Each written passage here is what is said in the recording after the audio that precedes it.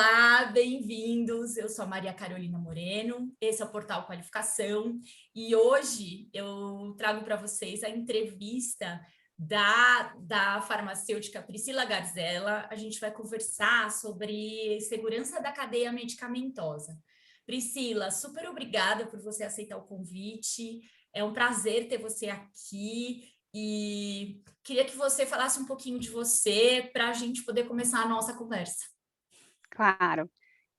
Carol, eu que agradeço o convite, muito obrigado. Eu fico muito feliz em contribuir com a segurança do paciente, eu também sou uma entusiasta, assim como você, então é uma honra poder estar conversando contigo, poder estar disponível para esse canal que está super importante na nossa área, que é o Portal Qualificação, então eu que agradeço o convite. Então, como já me apresentaste, eu sou a Priscila, eu sou farmacêutica, eu tenho experiência em farmácia hospitalar, em farmácia clínica, e nos últimos anos, então, eu tenho voltado a minha atuação para a segurança do paciente, mais voltado a instituições públicas, através de projeto social, que é desenvolvido pelo Hospital Moinhos de Vento, onde eu tenho atuado como consultora, então, nesses projetos de segurança do paciente. Ai, muito legal, são projetos incríveis. Aí, quem sabe num outro dia a gente vai poder falar sobre eles. Com certeza, sou suspeita. Me conta, então vamos lá, né? Promover a segurança relacionada a medicamentos é um grande desafio, tanto que Uhum. é o terceiro desafio mundial da OMS para a Sim. segurança do paciente. Né? Só que a cadeia medicamentosa ela é gigantesca. Como é que a Sim. gente... quais são os principais pontos de atenção para a segurança da cadeia medicamentosa? Como tu falaste, a cadeia medicamentosa é enorme, eu acho que vem daí a dificuldade que a gente tem de implementar a meta de segurança do paciente. São 9 etapas, né? Se a gente for pensar desde o processo de seleção, aquisição do medicamento, até o monitoramento, né, pós-administração. Então, assim, pensando até em dados da literatura, o que a gente vê, a gente tem mais eventos adversos que são relacionados à fase da administração. E se tu for pensando no modelo do queijo suíço, é a última etapa, né? A última barreira que a gente tem para evitar evento adverso. Então, assim, do meu ponto de vista, eu acho que um foco total de atenção é o processo de administração do medicamento, né? Além disso, a Organização Mundial da Saúde também nos trouxe em 2019, as publicações com outros pontos de alertas, né, relacionados à segurança no uso de medicamentos, que a gente pode trazer, então, a questão de transição do cuidado, né, transferência do paciente, passagem de plantão, para atenção na segurança no uso de medicamentos nesse momento. A gente tem também a polifarmácia como um ponto de atenção e situações que eles trazem como situações de risco, por exemplo, em emergências, né, onde a gente tem probabilidade de que um incidente, um evento adverso aconteça. Então, dentro da nossa cadeia, que é gigante, claro, todos os outros pontos são importantes, mas eu destacaria esses pontos, tanto os da OMS, que foram publicados em 2019, que a gente já vinha trabalhando, e também o processo de administração como a nossa última barreira para evitar que o evento chegue até o paciente. Bacana. Quando o Desafio Global foi publicado, né, em relação especificamente a medicamentos, trouxe alguma mudança no dia a dia da sua organização? Assim, vocês trouxe algum destaque importante que vocês não trabalhavam anteriormente? O desafio, ele veio... A gente já tinha o problema, todo mundo sabia, Não, né? Eu acho que problema todo mundo tem. Aí a questão de tomar conta daquilo isso, de forma prioritária, assim. eu acho que o desafio veio justamente para isso, né? A gente estava escondendo embaixo do tapete, a gente sabia que tinha, eu acho que a questão de dificuldade pelo tamanho da cadeia medicamentosa nos fazia, né, esconder isso para não precisar tirar e trabalhar, mas sim, acho que o desafio veio para nos fazer enxergar a parte de medicamentos com outros olhos, né? Então, tanto na minha atuação profissional quanto acadêmica, eu comecei a fazer um doutorado baseado nisso, né? Então, com esse alerta da Organização Mundial da Saúde, tu para pensar e diz, não, a gente precisa fazer alguma coisa em relação a isso, né? Então, eu estou estudando sobre isso, fazendo um doutorado para tentar melhorar a parte de segurança do paciente e em relação à nossa atuação profissional também, né? Eu acho que vem todo esse destaque e o bacana disso tudo é que veio muita bagagem com isso, né? trouxeram o desafio, mas não largaram ele para os países, né? A gente tem uma questão de literatura que veio muito grande em relação à farmácia. A gente teve o destaque do farmacêutico com esse desafio, então o farmacêutico conseguiu demonstrar a sua importância, né? Se a gente tem um problema desse tamanho, peraí, a gente precisa olhar para esse problema e ver quem pode nos ajudar nisso. Então, acho que o papel do farmacêutico também veio com esse desafio, e, claro, a mudança nas ações dentro da instituição, enxergar que a cadeia de medicamentos também não é só do farmacêutico, apesar da gente ter tido um grande destaque nisso, a cadeia de medicamentos é enorme, e eu acho que isso veio com o desafio, assim, olhar de forma multidisciplinar para esse problema, e não, vamos ter que trabalhar todos juntos, senão a gente não vai conseguir alcançar. Claro, perfeito, muito bacana. É tão importante, né, assim, pensar 20 anos atrás, que os hospitais contavam com um único farmacêutico para dar conta, né, de toda a operação e tal, e a gente vendo hoje como as coisas evoluíram, ainda bem, né, ainda bem que a gente tem conseguido galgar outros degraus aí importantes. Sabe uma coisa que é muito frequente hoje em dia, os hospitais vêm com maior, né, cada vez mais hospitais vêm adotando a questão da prescrição eletrônica, né? Só que existe, primeiro, uma confusão enorme do que é uma, né? Alguns acham que tem a prescrição eletrônica e ela não é exatamente eletrônica, e alguns acham que simplesmente o fato de se adotar uma prescrição eletrônica, eles têm uma segurança da cadeia medicamentosa. Como é que a prescrição eletrônica vem colaborando e quais são os novos desafios que a prescrição eletrônica vem trazendo para essa questão de medicação? A prescrição eletrônica, a gente sabe que reduz erros de prescrição, né? Acho que tem dados de 70% de redução, mas só uma prescrição eletrônica não vai garantir que o erro não aconteça, né? Ninguém está isento do erro por ter uma prescrição eletrônica, né? Quem está manejando a prescrição somos os humanos, então é super passível de erro ainda, né? Eu acho que a prescrição eletrônica ela vem sanar diversas dificuldades que a gente tem com a prescrição manual, né? Então, por exemplo, a gente tem a informação do paciente completa numa prescrição eletrônica, né? Isso já está vinculado, a gente consegue ver o nome completo, data de nascimento, filiação, para a gente conseguir fazer a confirmação do paciente certo. A questão da ilegibilidade, que a gente sofre muito na prescrição manual, a gente não tem com uma prescrição eletrônica. Ela vem com diversas ferramentas que podem nos ajudar como barreiras, né? Por exemplo, os alertas que a gente consegue incluir numa prescrição eletrônica, sinaliza dose máxima, sinaliza paciente com alergia, a questão... As interações medicamentosas, a questão de tornar campo obrigatório, por exemplo, as informações relacionadas a medicamentos, o prescritor não consegue finalizar sem que esteja ali a via, a dose, sem que todas as informações estejam completas, que essas são as desvantagens que a gente ainda encontra na prescrição manual. Né? Ela vem com toda essa bagagem, que é ótima, que reduz um monte os erros, mas a gente tem, né, os humanos manejando e manipulando esse sistema, então a gente está passível de erro. Em relação a desafios, eu acho que nem traria como desafios, assim, eu tenho algumas experiências de limitações ainda da prescrição eletrônica, né, que a gente já viu na prática. Tá? Por exemplo, essa questão dos alertas, né? Traz o paciente tem alergia, traz dose máxima, traz interação, então assim, alerta, alerta, alerta, e o prescritor cancela, cancela, cancela, e acaba que a informação... Nós já banalizamos os alertas, né? Então, assim, uma informação que era importante acaba não chegando para um prescritor. O uso consciente desses alertas. Outra questão que a gente já passou na prática uma das vantagens é que a gente consegue atrelar informações a medicamentos, né? Então, qual que é o seu reconstituinte, qual que é o diluente, velocidade de infusão. Ok, prescreve o medicamento, já sai isso padronizado. Mas a gente tem essas informações, elas variam conforme marca, conforme laboratório. Então, assim, tu quer atrelar, mas tu acaba daí limitando, né, essa informação a esse medicamento, e a gente sabe que processo de licitação, por exemplo, a gente vai ter diversas marcas, então é uma vantagem que acaba sendo uma limitação.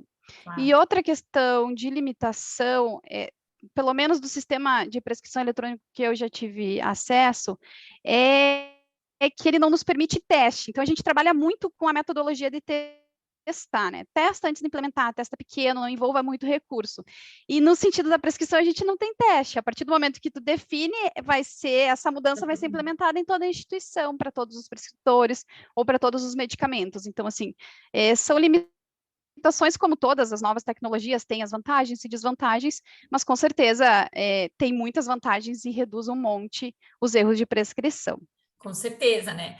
Desde que você tenha um sistema de prescrição eletrônica, né? Porque existem, por exemplo, Sim. hospitais em que, na verdade, é uma folha dentro do sistema em que Sim. você digita quais são as medicações e tal. E que isso não é considerado, né, uma prescrição eletrônica. Não. Eu acho que é importante colocar, porque as realidades no Com Brasil certeza. são tantas, né? Que às vezes a gente tem uma falsa sensação de maior segurança na prescrição, quando, na verdade, traz mais segurança do que o escrito à mão, com certeza, por conta da legibilidade e tal, mas tem outros, não tem outros alertas importantes.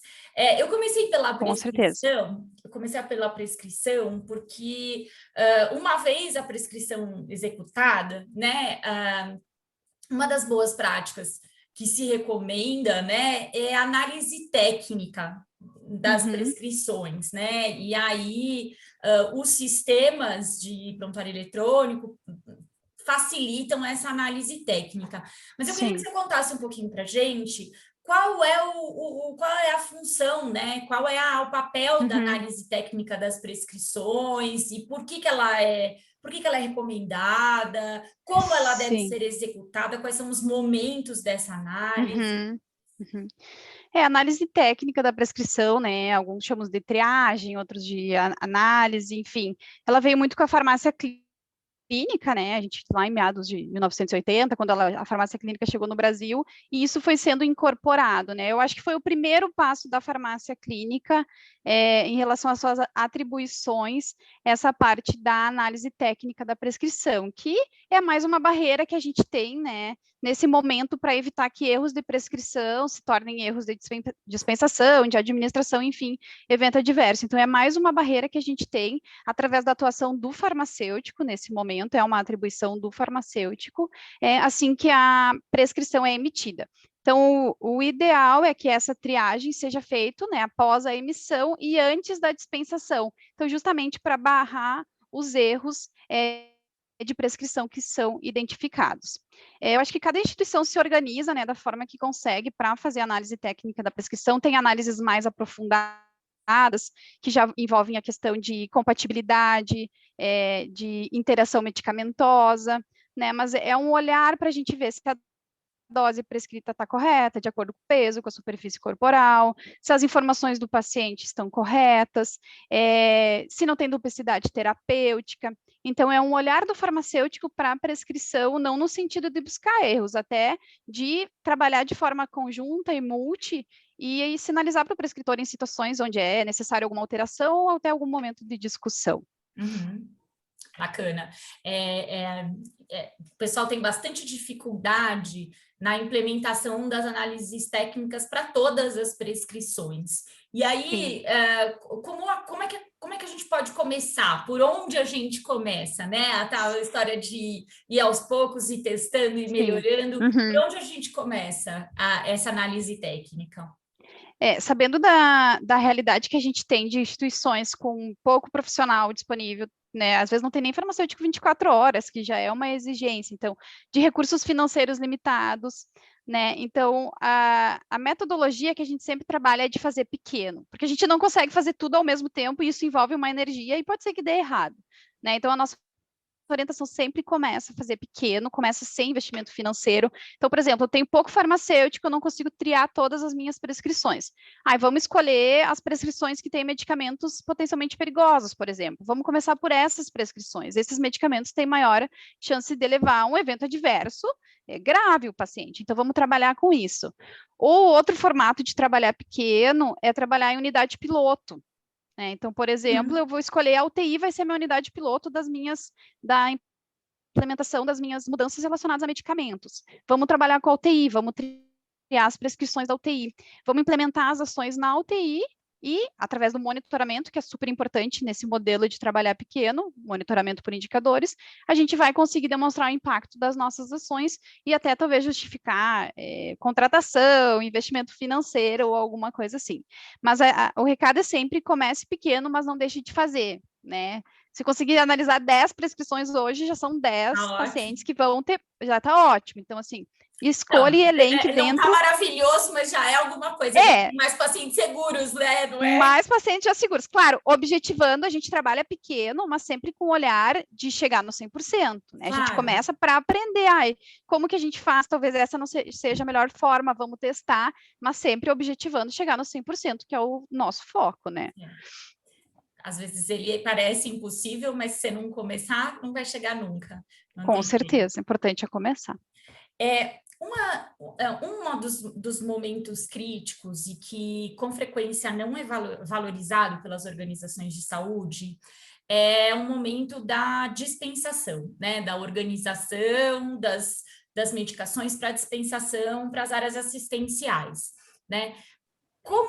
Quais são os maiores desafios, quais são os principais pontos críticos e os maiores desafios neste momento da cadeia medicamentosa?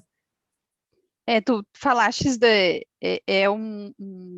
talvez um ambiente que às vezes a gente até, isso fica restrito ao farmacêutico, né, porque a farmácia do farmacêutico não tem essa circulação maior de pessoas, então assim, e não se tem o olhar devido da importância que a gente tem desse processo, né, o processo de dispensação, que é outra barreira que a gente tem para conseguir barra erro de prescrição, barra erro de dispensação para não chegar até o paciente, né? Tu falaste da questão do ambiente, é super importante, até tem no protocolo do Ministério da Saúde de segurança no uso de medicamentos, a questão do ambiente, então, em relação ao ambiente limpo, ambiente organizado, com fluxo de pessoas restrito, porque é um processo importante. Né?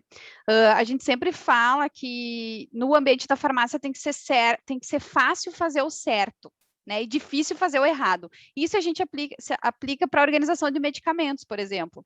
Se o cloreto de potássio vai estar do lado da ampola do cloreto de sódio, é muito fácil ir lá e pegar trocado. Então, assim, o ambiente tem que favorecer que a gente faça o certo e tem que dificultar, né, a gente fazer o errado, justamente para a gente ter mais barreiras.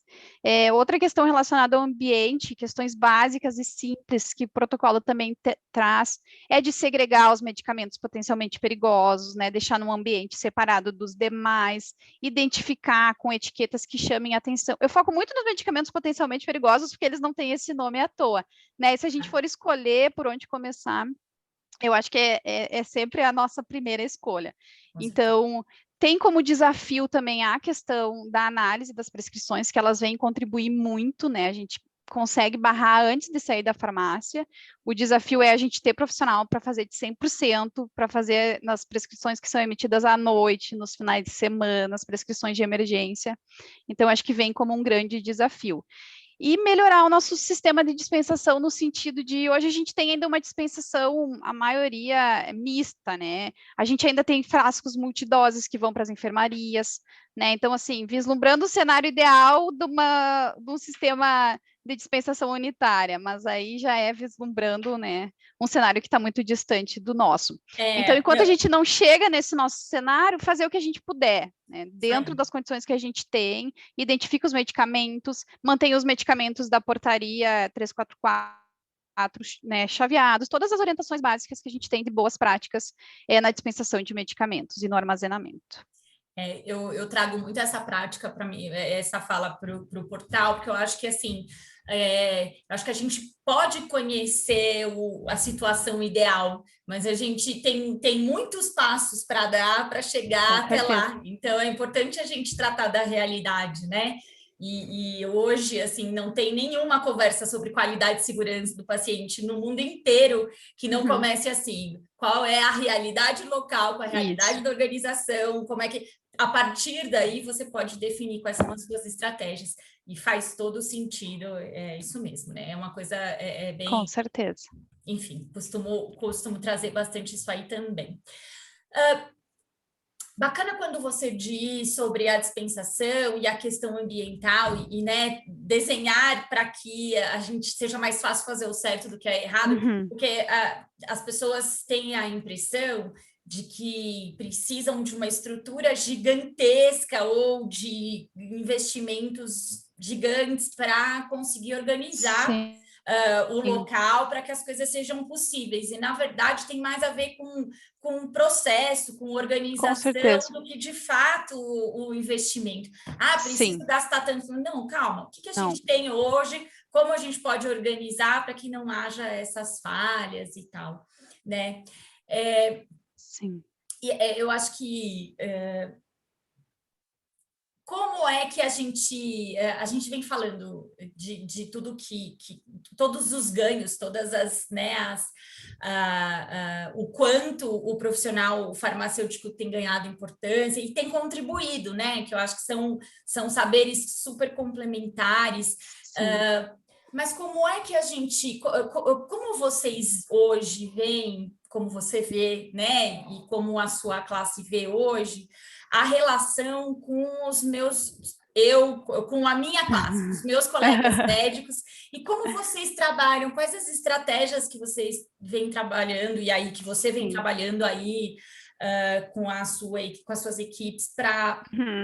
para superar aquela falta de entrosamento, vamos dizer Sim. assim, do prescritor e do Uhum. avaliador e organizador do processo Sim. de medicação. Eu acho que a segurança no uso de medicamentos é multidisciplinar, assim, e cada um tem seu espaço, né? O meu papel é diferente do teu, e eles se complementam, né? A gente não está batendo de frente, a gente está se complementando. Claro, eu acho que o farmacêutico ainda está conquistando o seu espaço, né? A gente ainda está mostrando a nossa importância, já temos avanços bem significativos, mas eu acho que a gente ainda está caminhando nesse processo, né? A questão com o prescritor, pelo menos na minha experiência, né, a partir do momento que ele reconhece o farmacêutico, tem dias que ele não começa um round, a reunião rápida de segurança, se o farmacêutico não chegou ainda, né? Então, assim, o nosso papel é mostrar que a gente não está batendo de frente, que a gente está aqui trabalhando por um propósito comum, nós estamos trabalhando pelo mesmo objetivo, que é a segurança do paciente. Então, o que eu posso fazer e o que você pode fazer para que, né, o melhor cuidado chegue ao nosso paciente. Então, acho que é muito esse trabalho conjunto. Eu acho que a gente conseguir mostrar isso, né? Cabe do farmacêutico, não é culpa do prescritor, é do farmacêutico que não está conseguindo demonstrar isso em alguns momentos, né? Se ainda tiver esse mal entendido, mas do que eu tenho vivenciado, assim, eu acho que está cada vez mais o nosso cuidado, né, envolvendo o paciente, ainda que é o nosso foco principal. Então, eu acho que tem coisas que já estão ficando para trás. Quando a gente coloca o paciente no centro do cuidado, tem coisas que já não cabem mais, né? Cada um faz o seu papel e o seu papel, e esses papéis são complementares, voltados para o paciente. E aí, quando uma organização começa, né, parece que parece não, né? A comunidade em volta, a comunidade médica, né, o sistema local de saúde vai achando mais normal, né? Ele vai aceitando com maior facilidade Sim. essas intervenções, então começa no hospital, daí no outro já é uma coisa que quando vem tem menor resistência, no terceiro, Sim. no quarto, acaba criando uma rede de influência Sim. positiva aí, né, Nas? Com certeza. Vocês chegaram a trabalhar essas questões dentro dos projetos colaborativos que o Moinhos fez com o Ministério da Saúde, essa complementação de saberes e esse empoderamento dos outros profissionais, e como é que vocês têm conseguido? Porque a primeira coisa que colocam para a gente é que nos hospitais públicos é sempre muito mais difícil do que nos hospitais privados da gente começar a trabalhar essas abordagens, porque existe o médico tradicional, aquele entendimento de que ele é o dono do paciente, de todos os processos que acontecem com ele. Sim, na verdade, eu tenho grandes inspirações que são médicos, então, assim, quando o médico compra a segurança do paciente, está aqui um grande exemplo, né? Então, a gente trabalha muito essa questão não só com a classe médica, mas, assim, o cuidado é multi. E quando a gente fala em ações todos, cada um tem o seu papel, e a gente sempre trabalha com a questão de envolver todos que fazem parte do processo, eles precisam fazer parte da mudança do processo. Não sei se me fiz entender, né? Então, desenhar o processo, ver quem são os pontos-chave desse processo, e eles precisam ser incluídos. Então, não tem como a gente trabalhar a segurança na prescrição se o prescritor não for incluído. Não tem como a gente trabalhar a segurança na administração se a gente não tiver o enfermeiro, se a gente não tiver o técnico de enfermagem. Né, por exemplo, saindo um pouco do medicamentos, falando prevenção de quedas, os nossos maiores parceiros são as pessoas que fazem a limpeza, né? Então, assim, eles fazem parte do time de melhoria. A gente constrói um time de melhoria e todas as pessoas que estão envolvidas nesse processo fazem parte desse time, né? Porque quando a gente está envolvido na mudança, é muito mais fácil de implementar e de sustentar. Então, não só com a classe médica, mas com todos. Faz mais sentido, né? O pessoal, acho que certeza. Isso que é um pouco, olhando para trás aí, com os meus anos de experiência, eu acho que a gente que fez gestão da qualidade, e aí já me considerando bem exótica dentro do grupo de médicos, né? Nós somos poucos, né, líderes nesse pedaço, mas eu acho que a gente também não trouxe os médicos da forma como deveria desde o começo, né? A gente, não, os enfermeiros estão mais envolvidos, vamos começar por eles, e aí depois os médicos vêm. Eu acho que esse foi um erro que a gente agora está aprendendo a corrigir, né?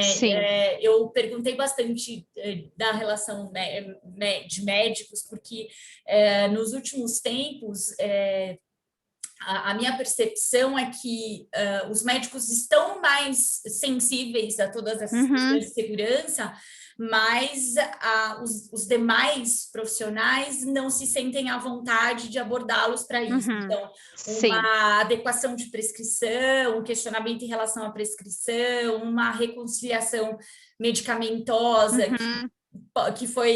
que é passível, que foi identificada pelo farmacêutico, nem sempre é colocada por um médico, porque esse doutor não vai aceitar de jeito nenhum, ele não aceita opiniões, e de repente, se a gente mostrar para ele né, o porquê das coisas estarem acontecendo, a gente conseguiria resultados melhores e talvez mais rápidos, né? Eu tenho muita sensação de não deveria, porque eu sei que é um trabalho do dia a dia, é o tal do trabalho de formiguinha e isso, né?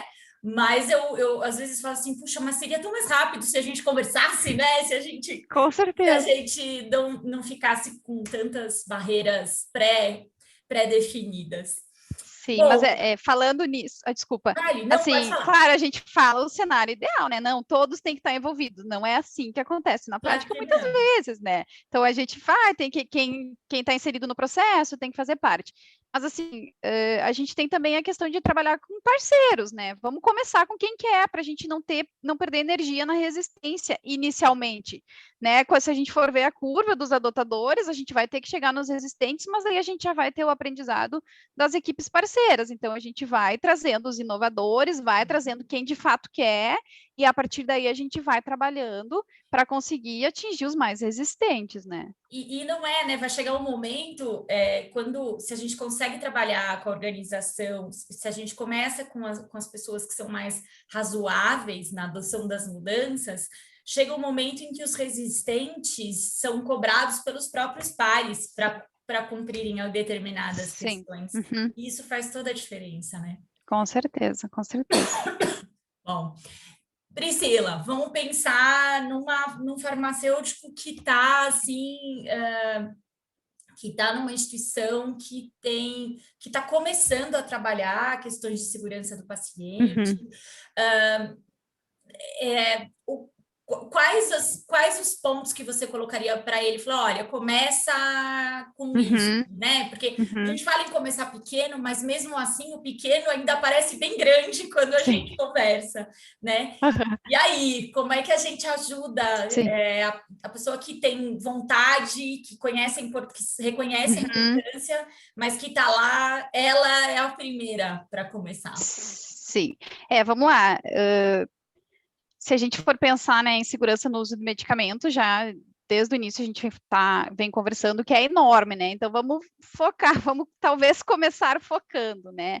A gente tem, eu gosto muito do protocolo do Ministério da Saúde, ele vem embasando o nosso trabalho, né? Que é implementar os protocolos, então assim, utilize como um norte, utilize como um guia, né? Pela minha vivência nos hospitais, tem muitos hospitais que não estão no processo inicial da implementação desses protocolos, apesar deles terem sido lançados em 2013. Então, assim, pega o protocolo, vê o que o protocolo diz, vê o que desses protocolos que é aplicável dentro da sua instituição, o que vocês conseguem fazer com o número de pessoas que tem, com os recursos financeiros que tem. Né, é identificar os bins para evitar erro, troca de medicamento, então vamos identificar os bins, né? Não tem o computador para fazer etiqueta, escreve à mão, pinta de vermelho, com uma canetinha, cola ali. Então, assim, começar com as ações que hoje estão dentro do cenário que vocês têm. E atrelando parceiros, né? A gente não consegue trabalhar a segurança no uso do medicamento só dentro da farmácia. Então, a gente tem o prescritor, a gente tem a enfermagem. Né? Se a gente for sair da farmácia, né, ainda segue a cadeia medicamentosa. Então, a gente precisa de parceiros. E não adianta a farmácia trabalhar sozinha. Tá? Apesar de, se a gente está num cenário que só tem uma pessoa, a gente vai ter que achar um parceiro na enfermagem, né? Porque senão vocês vão separar o medicamento bonitinho na farmácia, vai chegar na enfermagem, a enfermagem não sabe o que é, vai rasgar o saquinho e vai misturar tudo. Então, assim, precisa ser um trabalho conjunto e contínuo, porque você não vai sair da farmácia e vai acabar. Né? Então, o protocolo é um norte para a gente começar a trabalhar a segurança no uso de medicamentos. Comece com essas ações simples, priorize, né, de acordo. A priorização, eu até falo muito na parte dos medicamentos potencialmente perigosos, mas também vai de acordo com a realidade de vocês, com o que vocês identificam como maior risco, né? Dentro da consciência de risco da instituição, o que vocês identificam com mais risco para a gente começar a trabalhar. E o importante é começar, a gente já falou, né? Vislumbrando 100% sempre, mas o importante é começar. Então, o protocolo é um bom norte, né, para a gente implementar essas ações. Maravilha. Priscila, foi incrível, super obrigada, foi uma delícia a gente conversar sobre isso. Tem alguma coisa mais que você queira dizer? Não, só agradecer, fico muito feliz, como já falei, poder contribuir, e assim como você, sou uma entusiasta, então assim, o que precisar, é uma honra poder falar e contribuir com um pouco que eu sei, né, e eu vejo que a gente tem muito a caminhar, mas eu acho que cada vez a gente está trazendo mais parceiros nessa caminhada, então ela vai se tornando menos árdua, né? Então, se tiverem mais parceiros, né, que queiram se juntar a nós e eu puder contribuir de alguma forma, eu estou 100% à disposição. Muito obrigada. Gente, qualquer dúvida, qualquer comentário, se vocês quiserem, é só deixar para a gente aqui nos comentários no YouTube mesmo, ou mandar pelo Instagram do portal, que é @portalqualificação, e eu prometo que eles vão chegar, a Priscila, e a gente vai responder para vocês, tá bom? Até a próxima, super obrigada, tchau!